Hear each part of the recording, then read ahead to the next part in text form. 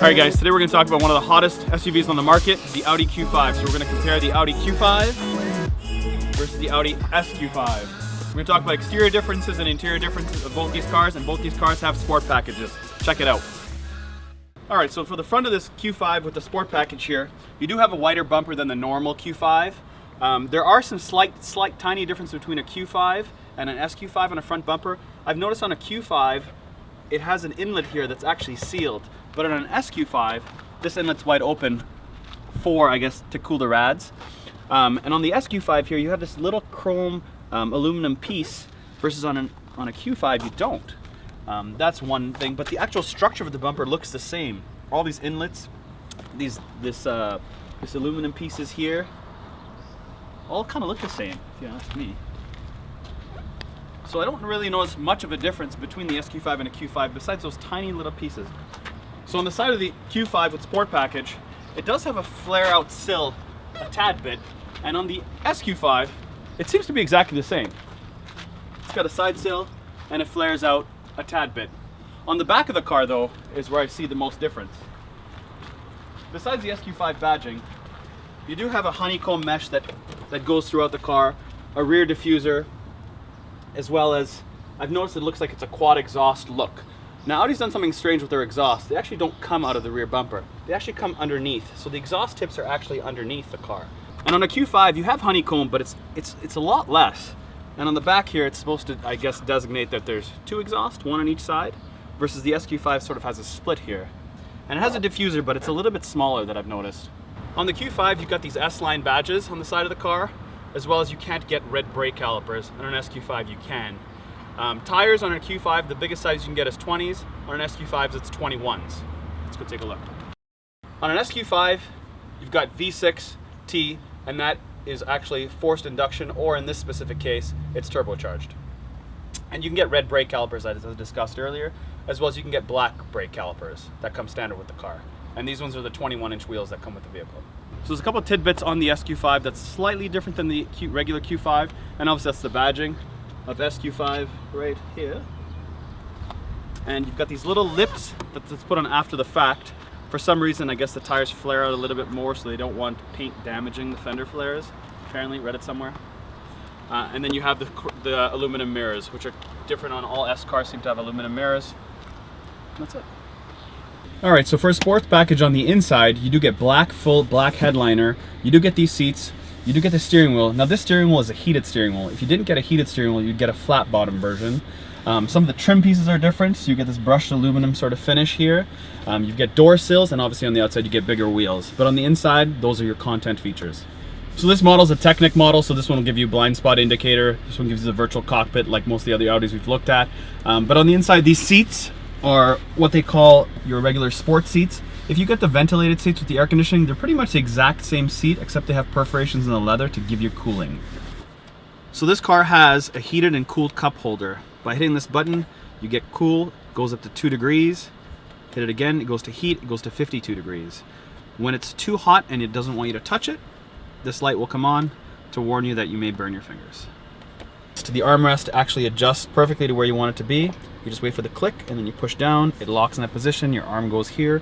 Your wrist goes on the shift knob, and your fingers used to write wherever you'd like to go with your nav destination. So that's perfect driving position for me.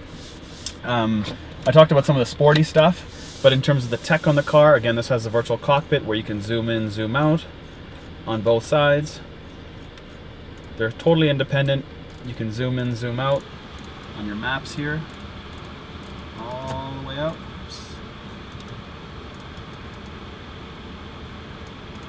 As well as on this virtual cockpit, you can zoom all the way in and zoom all the way out. Your HVAC controls here, if you put your finger, it'll give you more options to click from. So it's not doing anything while I roll my fingers through it, but as I push this up and down, then it gives you more air or less air. And I think it's just a very clean, unique piece of HVAC equipment there. As far as the 360 camera here, I hit the P button here, and I basically get front angles, individual. This car has 4 cameras, front, and then here's a 360, which I really think is awesome. You can kind of see where you are. It really helps with your parking. The 360 does. Yep. And obviously in this specific case we haven't parked properly, but you get the drift. Audi has a lot of in-depth menus, so even on this camera menu here, you can activate it automatically. So say in the wintertime you have a lot of snow on your front bumper, then the sensors could go off. You can automatically, disable the activate automatically feature. For reviews, some of the stuff you can do is you can change it from a graphic. So some of the lines showing, you can actually do a 360 camera on a split screen here, a 3/4 split screen, which I really like. A lot of people have criticized sort of this iPad they've thrown here. And initially I probably felt the same way, that it wouldn't go in, but now that I'm used to it, it's actually not in my line of sight. The top of this actually stops right here in my line of sight. It actually doesn't cover any of the front window, which was one of my concerns when I saw it initially. All right, so we're in the SQ5 now, and there are some subtle differences between an SQ5 and a Q5. That one we just were in has full sport package, so it had the different seats, the black headliner, the foot pedals, which this SQ5 has all that stuff. Foot pedals, different seats. This specific seat is actually a ventilated seat like I talked about. So you see the perforations in this specific seat. The other one, the standard seat that comes with it, has basically a diamond pattern design. And inside this specific one has full carbon fiber inlays, they call it. And some of the stitching is different. So I seem to find with all the S cars, you get different stitching, besides the motor, obviously, on the inside, that they try to basically give you those extra little touch and features that you can get. On the content inside of the car is pretty much identical to what we just seen, with the exception of this dash. So the virtual cockpit now has a different display. You basically have your RPM or your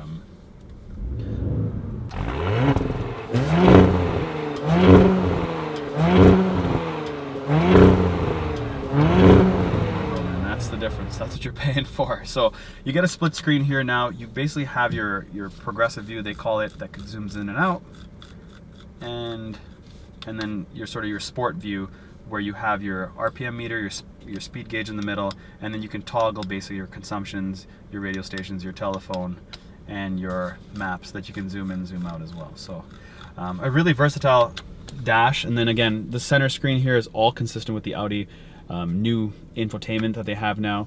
Your 360 camera, your start and stop, your Audi Drive Select, which you can choose comfort, automatic, dynamic, those type of things are across the board.